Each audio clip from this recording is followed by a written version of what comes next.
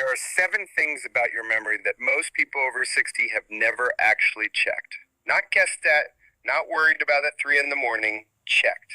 And I want you to do it with me right now, wherever you are. Sitting in your car, at your kitchen table, on a walk. No pen, no paper, no appointment needed. Just you, me, and about 10 minutes. No grades, no pressure.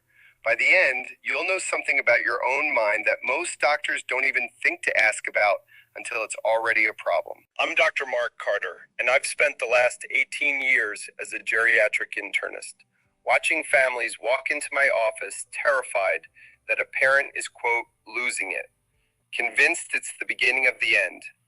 And more times than I can count, it wasn't dementia at all. It was something quieter, cheaper, and far more fixable hiding underneath. My belief after all these years is simple. Memory loss isn't always a life sentence.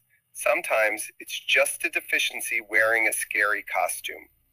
So let's go through these 7 signs together, one at a time, and see what your mind is actually trying to tell you. Here's the first one, and it's the one people brush off the fastest, right up until it isn't brushable anymore. Marker number 1, word-finding fog. Try this right now. Think of the word for the thing you use to open a locked door. Easy, right? Key. Now think of the word for the small bone that runs down the middle of your back. A little slower maybe, but you got there. Here's the test. Over the last month, has that half-second delay turned into a 5-second delay where you're mid-sentence and the word just isn't there? Not, what's her name? Everyone forgets names. I mean everyday nouns. Spoon, calendar, receipt, vanishing mid-thought. Why does this matter?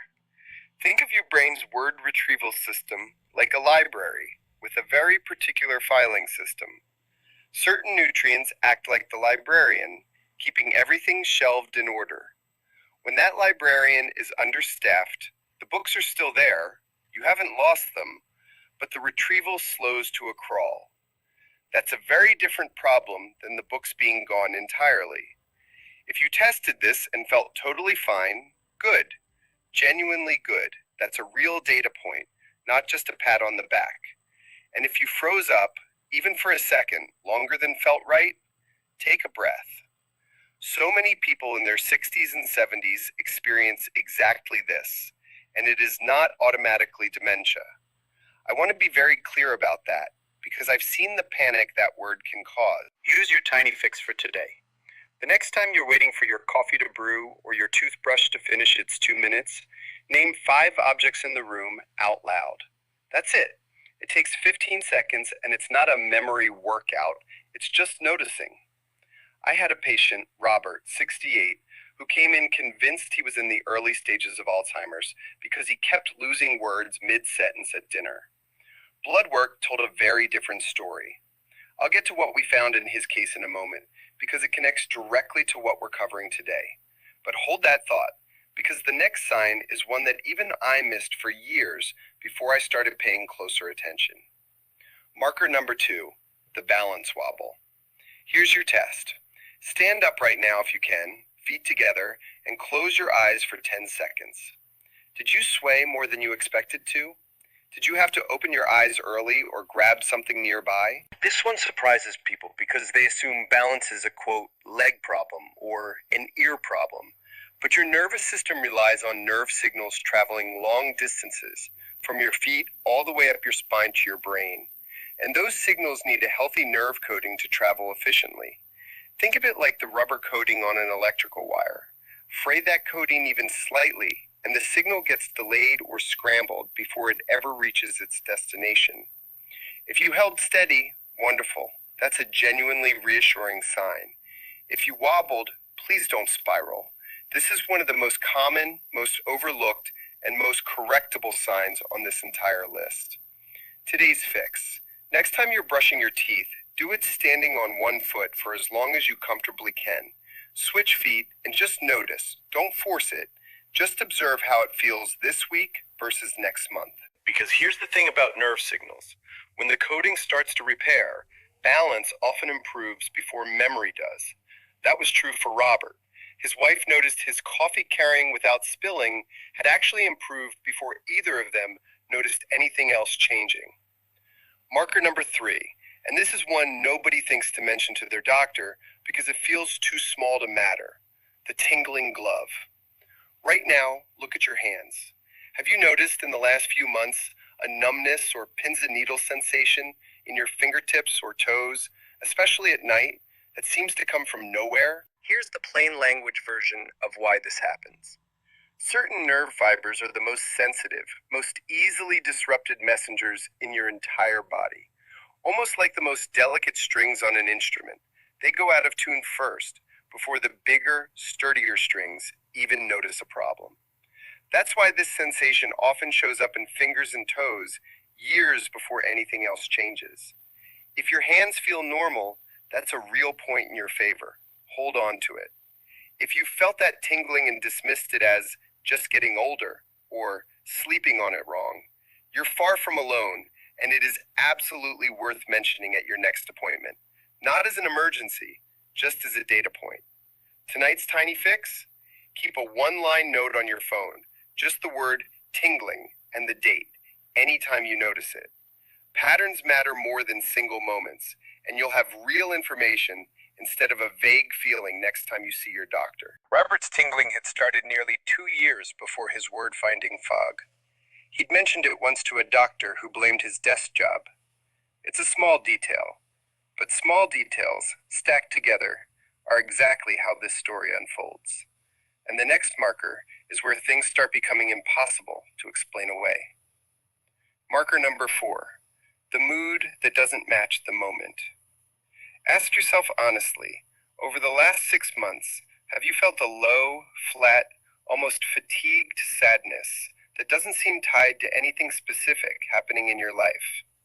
Not grief, not a bad week, just a quiet heaviness that sits there, regardless of good news or bad. Here's why this belongs on a memory list at all. Your brain runs on a delicate chemical balance, almost like a thermostat system, and certain building blocks are required to keep that thermostat calibrated correctly. When those building blocks run low, mood often dims before memory noticeably slips. It's frequently the first domino, not the last. If your mood has felt steady and like you, that matters. Notice it. If it hasn't, please hear this clearly. That flatness is not a personal failing, and it is not something to push through with willpower alone. So many people quietly carry this for years, assuming it's just how 60 feels now. It usually isn't. Today's fix, small and immediate. Step outside for 5 minutes of daylight, even cloudy daylight, ideally in the morning. It won't fix everything on its own, but it's a real, free, evidence-supported nudge to that internal thermostat, and it costs you nothing to try. Marker number 5, and this is the one that made me start researching this topic seriously in the first place. Unexplained fatigue that sleep doesn't fix. Test. After a full 8 hours in bed, do you wake up feeling like you only got 3? Picture your body's energy system like a car battery that's supposed to fully recharge overnight. Certain nutrients are essential to that recharging process. Without enough of them, your battery tops out at 60%, no matter how long it sits on the charger. You're not lazy. You're not just aging. You may simply be running on a battery that never fully fills. If your energy feels genuinely fine, wonderful, truly. If you've been dragging for months and blaming stress, work, or getting older, I want you to consider that those explanations, while comfortable, might not be the full story. Tonight's fix. Go to bed at the exact same time you did last night, and tomorrow morning, before checking your phone, just notice, on a scale of 1 to 10, how rested you feel the instant you open your eyes. Just notice it. Write the number down. That's the whole assignment. Marker number 6. The missed appointment that used to be unthinkable. Think back. In the last year, has there been a moment where you completely forgot something important? Not just misplaced my keys forgetful, but missed my granddaughter's recital forgetful. The kind that genuinely surprised even you? This one lives closer to the emotional core of this whole conversation, because it's not really about the missed event. It's about the flash of fear that came right after it. That quiet, private thought. Wait, is this the beginning of something? I want to be honest with you. Sometimes that thought is worth listening to. But far more often than people expect, this kind of memory lapse is deeply tied to the very deficiency we've been circling this entire time.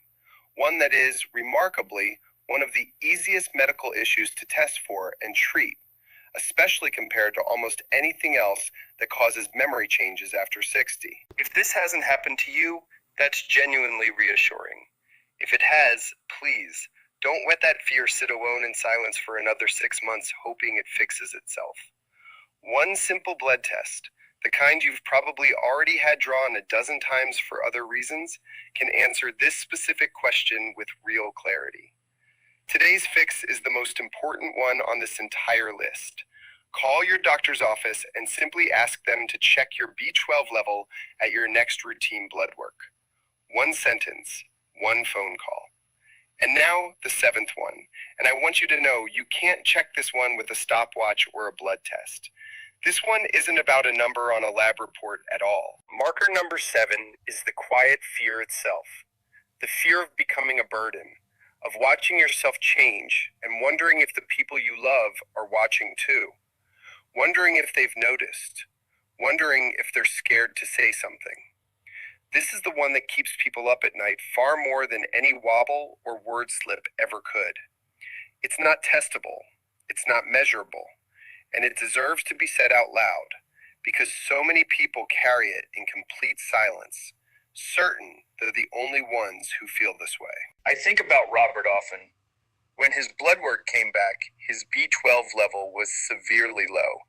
The kind of low that, left untreated, can cause exactly the memory fog, the balance trouble, the tingling, and the low mood he'd been experiencing for nearly 2 years. His doctor started him on treatment. Within a few months, his wife told me, not me bragging on his behalf, her words, that he sounded like himself again at dinner. Not perfect, not instantly, but himself. He cried in my office. Honestly, more from relief than anything else, because for 2 years he had quietly assumed the worst about what was happening to his own mind. And it wasn't that. It was something correctable, hiding in plain sight, in a routine blood test nobody had thought to run. I'm not telling you this to promise you the same outcome. Every person and every case is different, and only your own doctor, with your own labs, can tell you what's actually going on inside your body. But I am telling you that hope, real and reasonable hope, is allowed here. This isn't about pretending nothing is wrong. It's about not assuming the worst before you've asked the right questions. So here's where we've landed. All 7 signs together. The words that slip, the balance that wavers, the tingling in your fingertips, the mood that won't lift, the fatigue sleep can't touch, the memory lapse that scared you, and underneath all of it, the quiet fear of what it might mean. If you sailed through most of these without a flicker of recognition, that's wonderful, and I hope it gives you real peace tonight. And if several of these landed a little too close to home, I want you to hear this clearly. That might actually be the best news you've heard in a long time. Because unlike so many causes of memory change, this particular one is often simple, often affordable, and often reversible.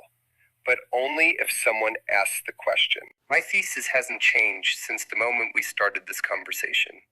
Your mind slipping isn't always a verdict. Sometimes it's a message, and messages can be answered.